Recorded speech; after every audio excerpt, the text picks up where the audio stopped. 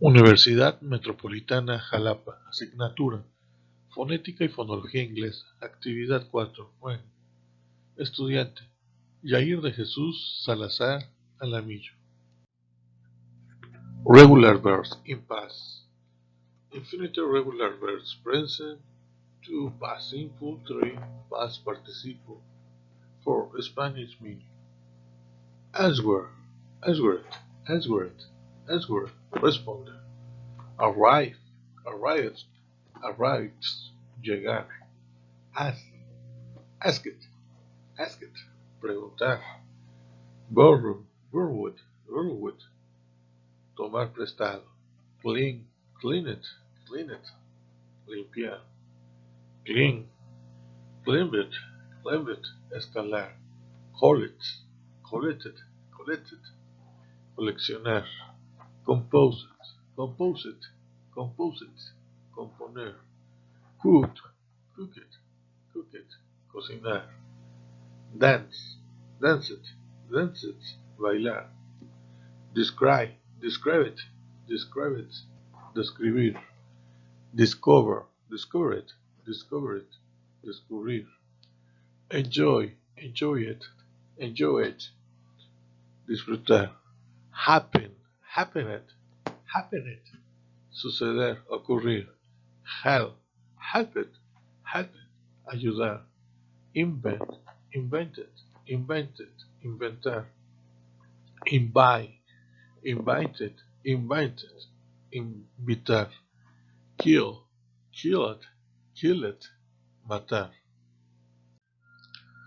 Like, like it, gustar. Live it, vivir. Look it, mirar. Love it, amar. Miss it, perder, extrañar. Open it, abrir. Pack it, empacar. Phone it, llamar por teléfono. Play it, jugar, tocar un instrumento. Prefer it, preferir. Prepare it, preparar. Push it, empujar. Rain it, llover. Remember it, recordar. Rent it, alquilar, arrendar, rentar. Rescue it, rescatar. Return it, volver, devolver, regresar. Save it, ahorrar, guardar. The pronunciation of can and can't. En inglés hay palabras que tienen una pronunciación muy similar entre sí. Generalmente no hay problemas si con el contexto puedes deducir lo que significan o a qué estén refiriendo. Sin embargo, existen ciertas palabras como can, que son contrarias. Esto quiere decir que puedes entender totalmente lo opuesto a lo que te están diciendo. Por ello, es muy importante saberlas pronunciar bien y entenderlas bien. Can't. Acentuamos la palabra can't cuando es negativa. Además, curiosamente, no es necesario pronunciar la T, ya que la diferencia real entre can y can't es simplemente la acentuación. I'm sorry, I can't go there tonight. Can't. Hacemos toda la frase normal sin acentuar can't especialmente. Acentuaríamos en todo caso otras palabras de la frase, al realzar no problem, I can do it.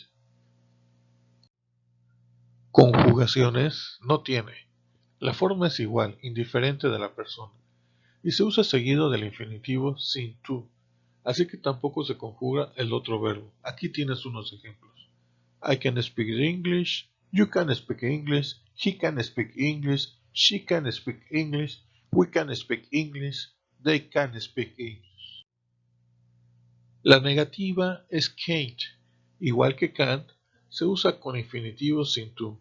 Es igual para todas las personas. I can speak Japanese. You can speak German. You can speak Swahili. She can speak Chinese. She can speak Portuguese. They can speak Italian. ¿Cómo formar preguntas con can en inglés? En la pregunta, can va al principio, antes del sujeto. La respuesta corta se hace con una repetición del mismo, can, y del sujeto adecuado. Can you hear me? Yes, I can. Can she cook? No, she can't. Can he speak French? Yes, he can. Se hacen preguntas con who, what, where, when, why, how también. Where can we buy tomatoes? We can buy them at the supermarket. Who can we ask? We can ask Pedro. What can I do to help? You can drive me to the airport. When can we check into the hotel? You can check in anytime after 12. Ejemplos de frases con can en inglés. She can walk, but she can't swim. She can ride a bicycle, but she can't drive a car. He can read, but he can't write. She can't come to the phone. She is busy. I can I can't understand you. Can you speak a bit louder? He can't come to work today because he's sick. She can't pay the rent because he doesn't have any money. They can't come to the party because they had to study. The pronunciation of going to and will used in the contractions. Will. Express future action decided at the moment of speaking. Immediate decision. Like will had, shall now. Express a prediction based on personal opinions or experience. I think United will win the game. Express a future fact. The sun will rise tomorrow. Going to. Express future plans decided before the moment of speaking prior plans. I'm going to visit my aunt next Friday. Express a prediction based on present evidence. Look at those black clouds. It's going to rain. Express that something is about to happen. Get back. The bomb is going to explode. But will I'm going to can be used for making future predictions without having a real difference in meaning. I think it will be foggy tomorrow. I think it's going to be foggy tomorrow. Will, rapid decision. I am thirsty. I think I will buy a drink. Offer. That looks heavy. I will have you with it. Promise. Don't worry. I won't tell anyone. Treat. If you don't stop, I will tell your mother. Refusal. Won't or will not. She won't listen to anything I say. Going to. Pre-playing. The decision was made before the moment of speaking. I go to the beach next weekend with my friends. Evidence, signs. When there are signs that something is likely to happen, my stomach hurts a lot and I think I'm going to throw off. They are going to win. You can use but we are going to for making predictions.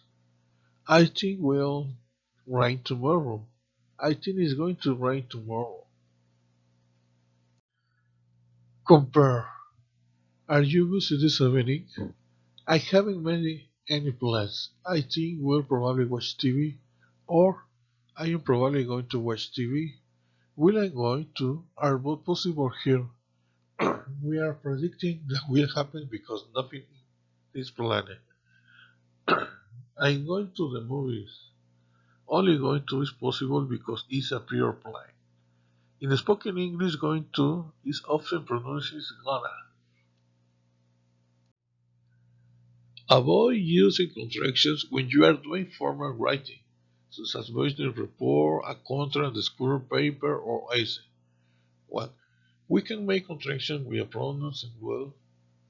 We cannot make contractions with a person's name and will. I will, you will, we will, she'll, he he'll, it will, they will. I will offer finish. You will be happy after you finish. We will be ready in 5 minutes. She will work her next month. He will let some. It will be good. They will come together. Two, for negative sentence, will not can change to won't. I won't go. She won't come to the party tomorrow. I won't rain tomorrow morning. They won't like. Remember that for negative sentence we can use contraction in two different ways. They are both fine. She will not come to the party. She won't come to the party. It will not be cold tomorrow. I won't be cold tomorrow. 3. For sentences using going to or going to be, then we can use the verb contractions that we studied in the present tense lesson. The be verbs in this sentence are in the present tense even though the sentence is talking about the future. She's going to the con at night. She's not going to con at night. She isn't going to con at night. They're going to meet you there. We aren't going to be late. I'm not going to wait forever. Right. In phonetics, rhyme is the sense of movement in speech, marked by the stress, timing, and quantity of syllables, adjective rhythm. In poetics, rhyme is the recurring alternation of strong and weak elements in flow of sounds and silence in sentences or lines of verse. Wright in his book A Future of a Product of the Phonological Structure of English. The phonology of any language is a system, so that a change in one or part of the system will affect some or all of the other parts. Sentence stress, connected speech, station reach, reconnection, production, conclusion. English is a very rhythmical language, so that a learner who can maintain the rhythm of the language is more likely to sound both natural and fluent. The two components of the system which had the greatest influence on rhythm are sentence stress and the various features of connected speech. For example, what happened to words when we put them in a storage? Sentence stress. In any sentence, some words carry stress. These are the strong or lexical words, usually nouns, verbs, adjectives, and adverbs. The rhyming words are grammatical words and are used stressed or with conjunction pronouns, preposition, auxiliary articles. It's the worst thing that you could do. The rhyme produced by this combination of stressed and unstressed syllables is a major characteristic of spoken English and makes English a strange language. In a strange language, there is a roughly equal amount of the time between each stress in a sentence, compared with a syllable-time language, such as French, Turkish, and West Indian English, in which the syllables are produced and the is rated with an factorial by strict difference. Sentence stress is an important factor in French, as English spoken with only strong force has the wrong rhyme sounds unnatural and does not help the listener to distinguish emphasis or meaning. Connected speech. Speech is also a factor influencing. When we speak quickly, we speak in groups of words, we are continuous and may not have pause between them. This causes change to the shape of words. Unstressed words always sound different when used as a sentence as opposed to being said in isolation. The most common feature of connected speech are the weight forms on grammatical and some lexical words, and two of hand-was words, and contractions, some of which are acceptable in writing English. Can't, won't, didn't, would, hit, date, should. However, we often ignore other features which preserve range and make the language sound natural. The most common of these are addition, losing sounds, linking, adding or gaining sounds between words, assimilation, changing sounds. Teaching read. Read, then, is a product of sentence strengths and what happens to the words and sounds between the strengths. Unfortunately, learners are often introduced first to the right forms and the complexity of spelling. Learners whose mother tongue is a phoneme or syllable sign have particular problems. Teachers should remember to provide natural models of new tailored language before introducing the writing form. Use natural language themselves in the classroom. Encourage learning to listen careful to authentic speech. Teach recognition before production. Letter R. The letter R gives rise to 12 different sounds in Spanish and English. Even though the English are relatively easy to do, it's a source of trouble for many non-native speakers. One tree all too often results in a very strong foreign accent. Besides, there is some confusion about the R as to be pronounced and when it is silent. This mainly depends on the variety of English you speak. The two varieties most widely taught, British and American English, are very different in this respect, so these points need clarification too. Fortunately, if we want to solve all these problems, there are very clear instructions to follow. Let's start by listening to the difference between English R and the two different ways in which Spanish R can be produced. To produce an English R correctly, you have to follow two rules. One, the touch never touch the pollen. When you say Spanish R, the T or your tongues always touch the roof of the mouth. If you say the Spanish word corro, there are several repeated touches because the WR is produced on the stem. If you say corro the tongue which you touch the palate once. This movement is called a tat. In English, on the other hand, there is no such content. The air flows freely over the tongue with very little obstructions. So, the most important piece of advice to produce the English R correctly is this: never touch your palate with the tip of your tongue. 2. The tongue is a place feature back in the mouth. The place of articulation is also different. In Spanish, the tip of the tongue touches their behavior right, whereas in English the tongue is placed in the post-alveolar region. A big feature back in the mouth, but there is no contact, as we used to say. Also, the tip of the tongue is slightly curved backward.